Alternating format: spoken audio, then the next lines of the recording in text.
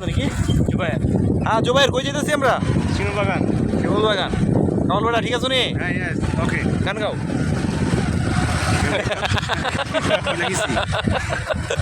তাহলে আমরা কই যেতেছি? এখন শিমুল বাগান যেতেছি। শিমুল বাগান পরে বারেক টিলা, হ্যাঁ শিমুল বাগানের পরে আমরা বারেক টিলা যাবো, জাদুকাটা নদী, এরপরে জাদুঘাটা নদী, এরপরে সাদা পাথর, এরপরে সাদা পাথর।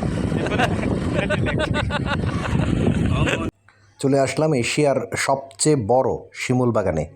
এটা একটা ব্যক্তিগত শিমুল বাগান এবং যে কোনো সময় এখানে আসতে গেলে টিকিট কাটা লাগে।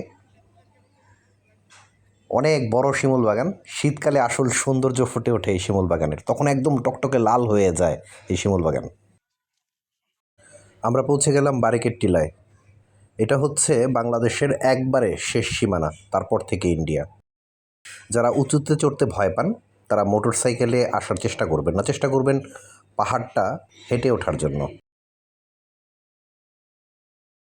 চারপাশের চমৎকার প্রাকৃতিক পরিবেশ আপনাকে বিমুগ্ধ করবে নিঃসন্দেহে।